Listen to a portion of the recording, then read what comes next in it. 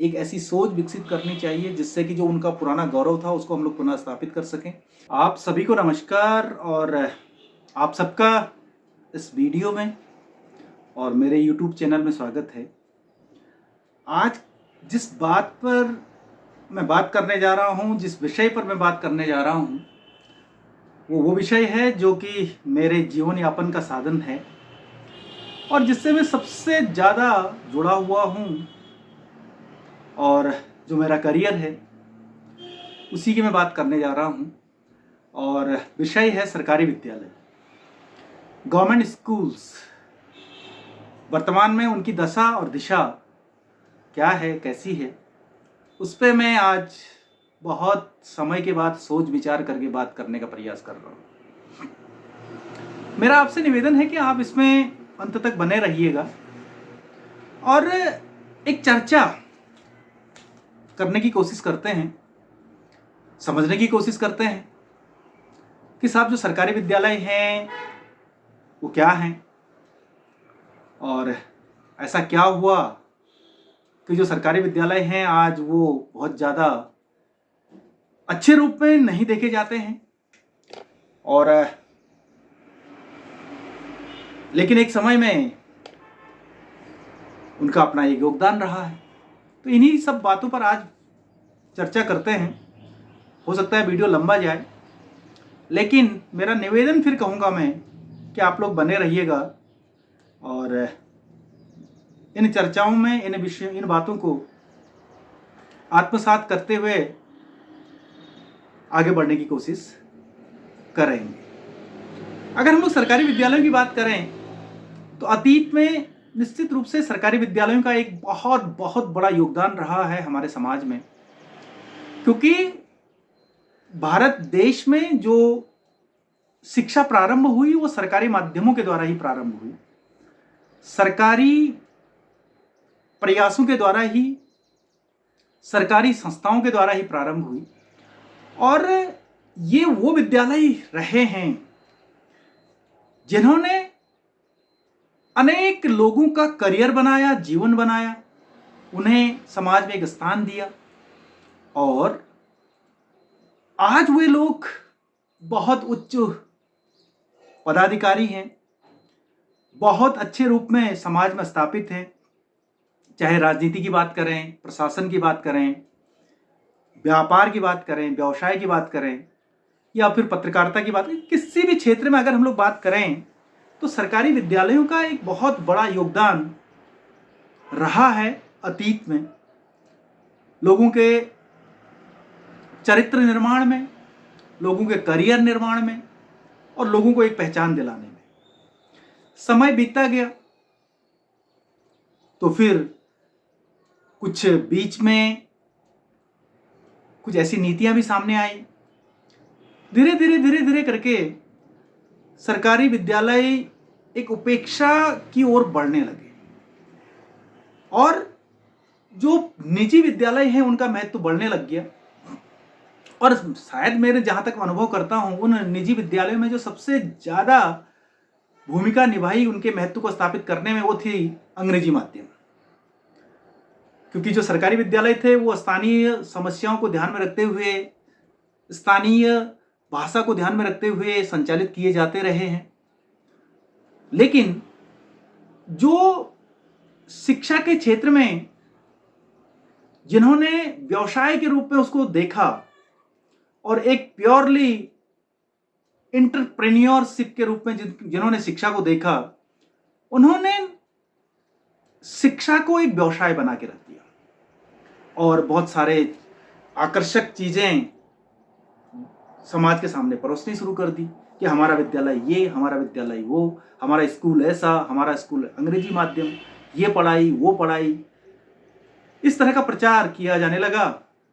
और अधिकांश जो अभिभावक हैं वो निजी विद्यालयों में, या जिनको प्राइवेट स्कूल्स हम लोग कहते हैं या मिशनरीज के स्कूल्स कहते हैं या किसी और संस्थाओं के स्कूल कहते हैं, उनकी ओर बढ़ने लगा।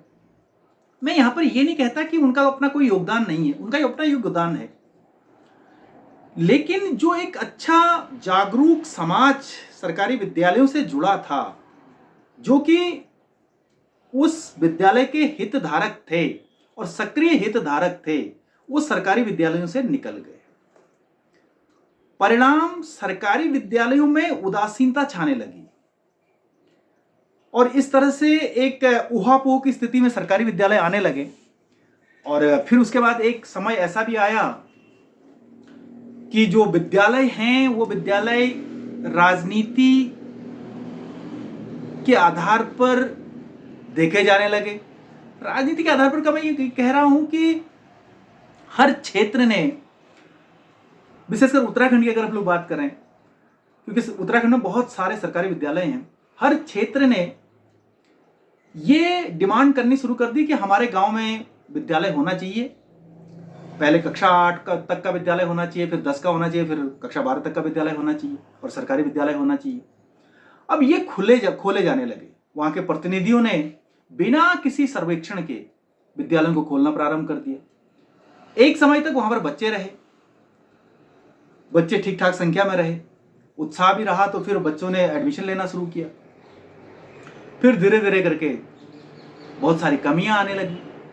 अब ये जो कमियां आने लगी तो इससे फिर वो विद्यालय उपेक्षित होने लगा।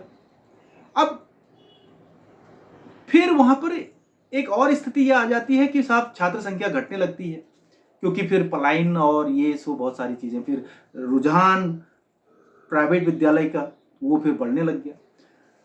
तो ये कुछ कारक होने लगे और कहीं ना कहीं हम लोगों ने एक अच्छी व्यवस्था को, मैं बिल्कुल इसको अच्छी व्यवस्था मानूंगा, एक वो व्यवस्था जहां पर कि एक गरीब का बच्चा अच्छी शिक्षा प्राप्त कर सकता है, वो उस व्यवस्था को खराब करने की कोशिश हमने करनी शुरू कर दी। और इस खराब करने में कोई एक पक्ष जिम्मेदार नहीं है, इसमें अभिभावक जिम्मेदार हैं, प्रतिनिधि जिम्मेदार हैं, शिक्षक जिम्मेदार हैं, शिक्षा विभाग जिम्मेदार है, हर एक जिम्मेदार है। और आज का अगर हम लोग देखें तो आज को बहुत सारे प्रयास किए जाते हैं, लेकिन फिर भी हम लोग उन प्रयासों में सफल नहीं हो पा रहे हैं। अगर हम मोटे मोटे तरीके से, क्योंकि वीडियो बहुत लंबी जाएगी, अगर इन सरकारी विद्यालयों को हम लोग समझने का प्रयास करें, 4 बिंदुओं के आधार पर हम लोग इसको समझ सकते हैं कि इनके पास क्या है और क्या नहीं है और कहां कहां। पहले अगर हम लोग बात करें कि अगर सरकारी विद्यालयों की जो मजबूती, स्ट्रेंथ है, जिसको SWOT एनालिसिस भी कहते हैं, SWOT, S for strength, W for weaknesses, O for opportunities and T for threats, उसी को अगर हम लोग उसी के आधार पर सरकारी विद्यालयों का विश्लेषण करना चाहें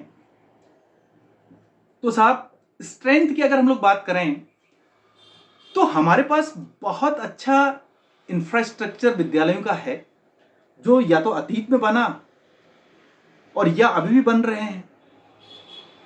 भौतिक संसाधन बहुत ज्यादा है, योग्य शिक्षक हैं, जो शिक्षक वहां पर अपॉइंट किए जा रहे हैं वो बहुत बड़ी बड़ी परीक्षाओं को पास करके आ रहे हैं, अच्छी एजुकेशन लेकर के आ रहे हैं और एक कड़ी से कड़ी प्रतियोगिता को पार करते हुए वहां पर नियुक्ति पा रहे हैं। तो निश्चित रूप से एक बहुत बड़ी स्ट्रेंथ और बहुत बड़ा एक मजबूती कह सकते हैं वो शिक्षकों की है, शिक्षक या शिक्षिकाओं की है, इसमें कोई दो राय नहीं है। और ये बात शायद सभी को स्वीकार करनी चाहिए कि साहब जो प्राइवेट विद्यालयों में जो शिक्षक हैं वो इसलिए हैं वहां पर, इसलिए पढ़ा रहे हैं क्योंकि वो सरकारी शिक्षक नहीं बन पाए। ये सीधी सीधी बात है, उनकी मजबूरी है, क्योंकि वहां पर उतने संसाधन तो मिलते ही नहीं है जितने कि सरकारी शिक्षक को मिलते हैं, जो तनख्वाह से लेकर के और भी बातें जो हम लोग कह सकते हैं। तो अगर हम लोग स्ट्रेंथ की बात करें तो स्ट्रेंथ हमारे पास बहुत अच्छी है। स्ट्रेंथ का मतलब मजबूती, जो हमारी मजबूती है वो बहुत अच्छी है। विद्यालय के स्थानों की बात करें, जो पुराने विद्यालय रहे हैं, तो किसी गांव के, किसी क्षेत्र के सबसे खूबसूरत जो जगह होती है वहां पर विद्यालय स्थापित किए गए थे, क्योंकि तब लोग शिक्षा का महत्व समझते थे और विद्यालय को वो भूमि देते थे जो गांव की या क्षेत्र की सबसे अच्छी भूमि होती थी, जहां पर सभी लोगों की पहुंच होती थी, जहां पर धूप बहुत अच्छी होती थी, जो सुरक्षा की दृष्टि से बहुत अच्छी होती थी। उस जगह को, विद्यालय को प्रदान की जाती थी। तो ये स्ट्रेंथ विद्यालयों की है वर्तमान में। अधिकांश विद्यालय उन्हीं जगहों पर स्थापित किए गए हैं। उसके अलावा पूरी एक व्यवस्था है, पूरा एक विभाग है, वो विद्यालय की स्ट्रेंथ है। लेकिन जब हम लोग कमजोरी की बात करते हैं तो कमजोरियों में बहुत सारी कमजोरियां आ चुकी हैं। चाहे प्रयोग करने की बात हो, चाहे समय समय पर नीतियों में बदलाव करने की बात हो, या चाहे शिक्षकों का पर्याप्त मात्रा में न होना हो, सालों तक जो पद है किसी विषय का वो खाली रहना हो, या फिर एक जो कार्यालय कर्मचारी हैं उनका न होना हो, या उसके अलावा कोई प्रभावी निरीक्षण न होना हो, बहुत सारे हैं। लेकिन मैं एक चीज यहाँ पर ये कहूँ ना, जो वीकनेसेस है वो सब इन सब में जो एक सबसे बड़ी वीकनेस है सरकारी विद्यालयों की, वो है साहब उदासीनता। मैं उदासीनता को शब्द इसलिए प्रयोग कर रहा हूं क्योंकि जो सरकारी विद्यालय हैं वो सार्वजनिक संपत्ति है, और सार्वजनिक संपत्ति के प्रति हमेशा समाज उदासीन रहता है, ऐसा कहा जा सकता है। और ये मैं बहुत अच्छी तरह से बहुत बार कहता हूं इस बात को कि जो सार्वजनिक संपत्ति होती है वो किसी की नहीं होती, और उसका उपयोग हर एक व्यक्ति अपने निजी कार्य करने के लिए करता है। अब इस उदासीनता की अगर हम लोग बात करें कमजोरियों में, तो हर एक की तरफ से उदासीनता है। चाहे वो शिक्षक हो, मैं शिक्षक हूं तो इसलिए मैं शिक्षक की बात कर रहा हूं, चाहे वो सरकारी आमला हो, चाहे वो प्रशासन हो, चाहे वो राजनीतिज्ञ हो, चाहे वो अभिभावक हो, और चाहे वो विद्यार्थी हो, हर एक उदासीन हो जाता है। और इसको अगर सक्रिय रूप में अगर आगे लाना है, अगर अभिभावक, उस क्षेत्र के अभिभावक सक्रिय हो जाते हैं, उदासीनता को समाप्त कर देते हैं, तो अपने आप विद्यालय चमकने लग जाएंगे। और ऐसे बहुत सारे उदाहरण हैं वर्तमान में जो विद्यालय एक बहुत अच्छी उपलब्धि प्रदान करते हैं और अनेक लोगों का चरित्र निर्माण कर रहे हैं। लेकिन जो एक प्रश्न चिन्ह लगता है इन सरकारी विद्यालयों पर, वो इसलिए ज्यादा लगता है क्योंकि ये विद्यालय उदासीन भरे वातावरण में संचालित हो रहे हैं। तो ये इसकी सबसे बड़ी कमजोरी है साहब। और भी बहुत सारी कमजोरियां हैं, अब उनको मैं कमजोरियों पर चले जाएं तो फिर पूरा दिन भर व्याख्यान चलता रहेगा, बातें चलती रहेगी, लेकिन वो पूरी नहीं होगी। अगर हम लोग अवसर की बात करें तो साहब अवसर अभी भी बहुत सारे अवसर इन विद्यालयों के पास बचे हुए हैं। अवसर ये हैं कि सबसे अच्छे टीचर्स यहाँ पर हमारे पास उपलब्ध हैं, योग्य टीचर हैं, उच्च शिक्षा प्राप्त टीचर हैं, प्रशिक्षित टीचर हैं। उनका सही उपयोग अगर कर लें हम लोग, सही तरीके से उनको मैनेज कर लें, सही तरह से उनको लीडरशिप प्रदान कर दें, नेतृत्व प्रदान कर दें, उनकी चाक चौबंद व्यवस्था स्थापित कर दें, तो फिर अपने आप व्यवस्था स्थापित हो जाती है, अपने आप एक प्रभावी रूप में वो स्थापित हो जाते हैं और वो एक फलदायी स्थिति में सामने आ जाते हैं। उसके अलावा कि अवसर ये भी है कि हम इन विद्यालयों को एक अच्छे रूप में, एक आदर्श रूप में हमेशा स्थापित करने का प्रयास करें, और उनको सक्रियता जो भी उनके ऊपर प्रयोग किए जाएं कह सकते हैं, या जो भी नई नीतियों को लागू किए जाएं, या जो भी नए मॉडल्स के रूप में स्थापित किए जाएं, तो उन पर एक ठीक से विचार मंथन किया जाए। अनेक शिक्षाविद आपस में मिलें, बहस करें, अनुसंधान करें, और तब जाकर के नीतियों को लागू करें, तो ये बहुत सारे अवसर हमारे सामने आ जाते हैं। अवसरों की और भी बात करें तो साहब एक और सबसे बड़ी बात मैं जो यहाँ पर कहना चाहूँगा वो ये है कि हमारे पास वो बच्चे हैं जो गरीब का बच्चा है, वो हमारे पास एक बहुत अच्छा अवसर हमारे पास ये है कि हम लोग जो गरीब का बच्चा, जो वंचित वर्ग है, अब वो वंचित वर्ग यहाँ पर किसी जाति विशेष से मैं बात नहीं कर रहा हूँ। वंचित वर्ग का मतलब जो किसी न किसी तरह से पीछे रह गया है, उसको हम लोग आगे बढ़ाने का प्रयास कर सकते हैं, उसको हम लोग एक अच्छी शिक्षा प्रदान कर सकते हैं। जो बच्चा कहीं नहीं प्राइवेट विद्यालय में जा सकता है और उसका विकल्प मात्र और मात्र सरकारी विद्यालय है, वो अवसर हमारे पास है कि हम उसको एक अच्छी शिक्षा प्रदान करें, उसे अच्छा मार्ग प्रदान करें। अब उसके लिए फिर हमें सोचना पड़ेगा, ये हमारे पास एक अवसर है। और उसके अलावा अवसर ये भी है कि साहब हम जो सरकारी विद्यालय में कार्यरत टीचर्स हैं, सरकारी विद्यालय हैं, वो पूरा का पूरा जो तंत्र है, कुछ तो कुछ तो शहरी क्षेत्रों में है, लेकिन कुछ ऐसे क्षेत्रों में है जो कि बहुत पिछड़े हुए क्षेत्र हैं, किसी न किसी रूप में पिछड़े हुए हैं, यातायात के रूप में पिछड़े हुए हैं, शिक्षा के रूप में पिछड़े हुए हैं, या सामाजिक रूप से पिछड़े हुए हैं, या फिर आर्थिक रूप से पिछड़े हुए हैं। वहां पर विद्यालय स्थापित किए गए हैं सरकार के द्वारा। कितना अच्छा अवसर है कि हम लोग वहां पर एक ऐसा वातावरण प्रदान करें जिससे कि वो क्षेत्र अपने आप जागरूक हो जाए। ये हमारे पास बहुत बड़ा अवसर है। तो ये 3 चीजों में हमने बात करी। पहली स्ट्रेंथ, वीकनेसेस और अपॉर्चुनिटीज, यानी कि मजबूती, कमजोरी और अवसर। और चौथी है चुनौतियां।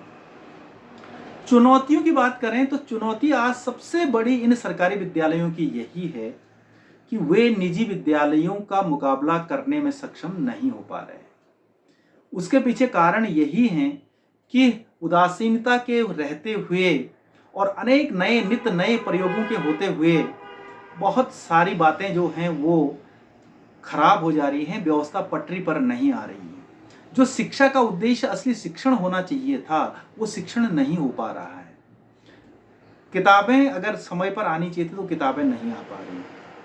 चुनौतियों की अगर बात करें तो इसके अलावा शिक्षा को मुख्य स्थान दिलाना एक सबसे बड़ी चुनौती है इन सरकारी विद्यालयों में, क्योंकि बहुत सारी गतिविधियां, अनावश्यक गतिविधियां जिनको मैं कहना चाहूँगा, बहुत सारी अनावश्यक गतिविधियां संचालित की जाने लगी हैं। ये दिवस, वो दिवस, वहाँ रैली, वहाँ जागरूकता, यहाँ जागरूकता। ये इन बच्चों का कार्य नहीं है। संबंधित विभाग को वो कार्य दिए जाने चाहिए। अगर वन सप्ताह मनाना है तो वन विभाग मनाए। विद्यालयों को क्यों उसका टारगेट किया जा रहा है? अगर टारगेट किया जाए तो एक दिन के लिए रखा जाए। अगर फिर एक दिन के लिए रखते हैं तो कई विभाग हैं, फिर बहुत सारा व्यवधान बच्चों का हो जाता है। तो मेरा तो ये मानना है कि अगर हम लोग इन चुनौतियों के बारे में अगर सोचें सरकारी विद्यालयों की, तो सबसे बड़ी चुनौती यही है कि शिक्षा को मुख्य स्थान दिलाया जाए और शिक्षण कार्य को प्रभावी रूप से कैसे स्थापित किया जाए, इस बारे में सोचा जाना चाहिए। और शिक्षा में जो नवाचार आयोजित किए जाते हैं, एक चीज और, एक ट्रेंड जो चल रहा है वो ये कि हर दिन आए दिन नवाचार की बात होती है, इनोवेटिव। अब इनोवेशन होना चाहिए, लेकिन साहब शिक्षा में इनोवेशन लागू करना एक बहुत बड़ी चुनौती है। और बिना अनुसंधान के और बिना तथ्यों के और बिना आंकड़ों के संग्रहित किए हुए, बिना और बिना जानकारी के प्रयोग या नवाचार लागू नहीं होने चाहिए, क्योंकि इसमें पीढ़ियां निकल जाती हैं और पीढ़ियां अगर एक बार बर्बाद होती हैं तो आने वाले समय में बहुत ज्यादा वो प्रभावी होती हैं। तो विद्यालयों को इस बात का, विद्यालयों को, विद्यालय से जुड़े हुए हितधारकों को, उसके अलावा प्रशासन को, उसके अलावा सरकारी जो सेवक हैं उनको, या उसके अलावा और भी बहुत सारी चीजें हैं, उन सबको ये बात हमेशा ध्यान रखनी चाहिए कि किस तरह से सरकारी विद्यालयों के प्रति पुनः आस्था व्यक्त हो सके, ऐसे ही कार्यों को अंजाम दिया जाना चाहिए। ऐसा नहीं है कि जिसकी जो मन में आ रही है, एक बड़ा प्रचलन चल रहा है, किसी का विचार आया कि ऐसा किया जाना, वो पखवाड़ा मनाया जाना चाहिए, किसी का आया ये पखवाड़ा मनाया जाना चाहिए, ये दिन मनाया जाना चाहिए, बच्चों से मनवाया जाना चाहिए। नहीं, अंतिम उद्देश्य ये देखा जाना चाहिए कि भाई इस पखवाड़े को मनाने से क्या बच्चों को लाभ मिलेगा, क्या बच्चों को लाभ मिलेगा, क्या उसके शिक्षण कार्य में, क्या उसके करिकुलम में ये सहायक बन पा रहा है। अगर नहीं तो उसको बिल्कुल विद्यालयों के स्तर पर नहीं किया जाना चाहिए। तो ये है। और अगर हम लोग इस आज के इस युग में अपने पुनः इस व्यवस्था को सुधारने की कोशिश कर रहे हैं, तो निश्चित रूप से हम लोग पुनः एक आस्था इन विद्यालयों की स्थापित कर सकते हैं। ये बात सत्य है कि साहब निश्चित रूप से सरकार भी ठीक ठाक सैलरी दे रही है, ठीक ठाक व्यवस्थाएं दे रही है, लेकिन कुछ कमियां रह जा रही हैं, कुछ लेप्सेस रह जा रही हैं। जैसे एक उदाहरण, छोटा सा उदाहरण देता हूं मैं, कि अधिकांश सरकारी विद्यालयों में, विशेषकर उत्तराखंड की मैं बात कर रहा हूं, उत्तराखंड के अधिकांश सरकारी विद्यालयों में सफाई कर्मचारी की व्यवस्था नहीं हो पा रही है। अब टॉयलेट्स बने हुए हैं, मजेदार बात देखिए, टॉयलेट्स बने हुए हैं, अच्छे अच्छे टॉयलेट्स बने हुए हैं, बच्चों के लिए अलग टॉयलेट्स, बच्चों में लड़कियों के लिए अलग टॉयलेट्स है, लड़कों के लिए अलग टॉयलेट्स है, स्टाफ के लिए टॉयलेट्स बने, लेकिन उनकी सफाई करने वाला ही कोई नहीं है, गंदे पड़े हुए हैं, रख रखाव हो ही नहीं पा रहा है। अब टॉयलेट्स जैसी जगह पर इस तरह का अगर जूझना पड़े तो साहब सोचा जा सकता है। और जबकि वहां पर बहुत सारे लोग कार्यरत हैं, 20-22 लोगों का स्टाफ कार्यरत है, लेकिन एक कर्मचारी, सफाई कर्मचारी के न होने से पूरी व्यवस्था प्रभावित हो रही है। तो क्या सोचनीय विषय नहीं है? क्या इस पर सोचा नहीं जाना चाहिए? तो ये कुछ चीजें हैं जहां पर कि इतना सब कुछ जब व्यवस्थाएं हो ही रही हैं तो क्यों ना कुछ अच्छी व्यवस्थाएं कर ली जाए और सोच समझ के कर ली जाए। जब इतनी बड़ी बड़ी सैलरी शिक्षकों को दी जा रही है तो फिर उनको कुछ सुविधाएं, थोड़ा सा और सुविधाएं दे दी जाए। तो ये कुछ हैं जिस पर सरकार को और सभी हितधारकों को विश्वसनीय रूप में कार्य करने की आवश्यकता है। प्रभावी, और इन विद्यालयों को प्रभावी बनाना, विश्वसनीय बनाना आवश्यक है। एक चीज जो अंत में मैं कहना चाहूंगा वो ये है कि सरकारी विद्यालय, दो चीजें कहने का प्रयास कर रहा हूं मैं अंत में, इस वीडियो के अंत में, कि सरकारी विद्यालयों में जो बच्चे हैं वो जीवन के असली वास्तविकताओं से परिचित होते हैं, इसमें कोई दो राय नहीं। उनको ये पता है कि गर्मी से कैसे बचना है, उनको ये पता है कि बाढ़ से कैसे बचना है, उनको ये पता है कि बरसात में अपने बैग को और अपने कॉपी किताबों को कैसे सुरक्षित रखना है, उनको ये पता होता है कि भूख क्या होती है, और उनको ये पता होता है कि पानी का महत्व क्या होता है, प्यास का महत्व क्या होता है। ये बहुत अच्छी तरह, क्योंकि वो पैदल चल करके आते हैं, क्योंकि उनके पास बहुत अच्छे संसाधन नहीं होते हैं। उनके पास ये संसाधन नहीं है कि वो हर एक मोटरसाइकिल से आ सके, उनके पास ये संसाधन नहीं होते कि हर दिन गाड़ी से विद्यालय पहुंचे जा सकें। तो वो ही बच्चे वास्तव में असली जीवन से परिचित होते हैं और जीवन में एक समन्वयवादी, संघर्षशील व्यक्ति के रूप में अपने आप को स्थापित करने में सक्षम होते हैं। क्यों? फिर दोहरा रहा हूं, क्योंकि उन्होंने जीवन की वास्तविकताओं को समझा है, देखा है, उसको जिया है और उससे आगे बढ़े हैं और उन्होंने पथरीली, कटीली, गर्मी से भरपूर रास्तों को पार किया है, तब जाकर के शिक्षा प्राप्त की। एक दूसरी चीज ये कि हमें ये कभी भी नहीं भूलना चाहिए और कभी भी हमें ये नहीं सोचना चाहिए कि सरकारी विद्यालयों का विकल्प निजी विद्यालय हो सकते हैं। बिल्कुल नहीं हो सकते हैं। निजी विद्यालय हमेशा लाभ को ध्यान में रखते हुए काम करते हैं और अच्छे को ही हमेशा वो लेते हैं, बुरे को कभी नहीं लेते हैं। लेकिन सरकारी विद्यालय अच्छे को भी लेते हैं, बुरे को भी लेते हैं।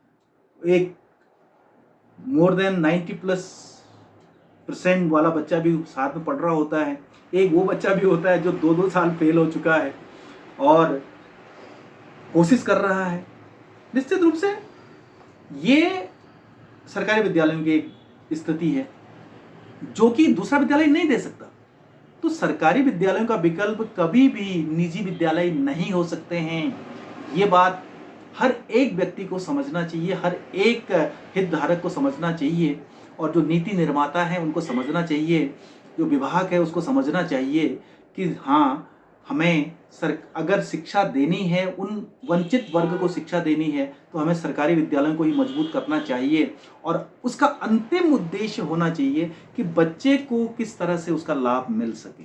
अर्थात केवल दिखाने के लिए नहीं, फोटो दिखाने के लिए नहीं, कोई और गतिविधियां दिखाने के लिए नहीं, बल्कि उसके जीवन को किस तरह से उसका लाभ मिल सकता है, किस तरह से वो अपने जीवन में उस शिक्षा को स्थापित कर सकता है या उसका करियर बन सकता है, ये उद्देश्य हमेशा रखा जाना चाहिए। इसी के आधार पर कार्य किए जाने चाहिए। तो ये कुछ बातें थी, मैं निश्चित रूप से आगे भी इस पर बात करने की कोशिश करूंगा। फिर कुछ चीज़ें हैं जो हम लोग बहुत खुले रूप में नहीं बोल सकते हैं क्योंकि हम भी एक सरकारी सेवक हैं और सरकारी कर्मचारी हैं, लेकिन सुझाव हम लोग अवश्य रख सकते हैं और यही मेरा आज का बिंदु यही है कि जो सरकारी विद्यालय हैं उसकी ओर हमें सोचा जाना चाहिए, गंभीर रूप से सोचा जाना चाहिए। एक ऐसी सोच विकसित करनी चाहिए जिससे कि जो उनका पुराना गौरव था उसको हम लोग पुनः स्थापित कर सकें और एक नए सिरे से इनका रख रखाव, एक नए सिरे से इनको चाक चौबंद रखने का हम लोग प्रयास करें। बहुत सारे उदाहरण हमारे सामने हैं जहाँ पर सरकारी विद्यालय बहुत अच्छी तरह से उच्च स्तर पर संचालित होते हैं, अच्छे स्तर पर संचालित होते हैं, अच्छी सुविधाओं के साथ संचालित होते हैं। ये बात हमें समझनी चाहिए और उसी के आधार पर ही हम लोग सरकारी विद्यालयों को के प्रति अपना कार्य करें और ये ना भूलें कि हाँ, हम लोग जो भी हैं इन्हीं सरकारी विद्यालयों की बदौलत हैं, इन्हीं सरकारी विद्यालयों में पढ़ने वाले जो बच्चे हैं उनकी बदौलत ही हम लोग यहाँ पर अस्तित्व बनाए हुए हैं। ये हमें भी महसूस करना चाहिए एक शिक्षक के रूप में। तो आप सबका बहुत बहुत धन्यवाद। आप सभी का समय शुभ हो और फिर आगे भी मैं इसी विषय पर कुछ बातों को लेकर के आपके बीच में आता रहूँगा। इन्हीं आशाओं के साथ आप सबका बहुत बहुत धन्यवाद।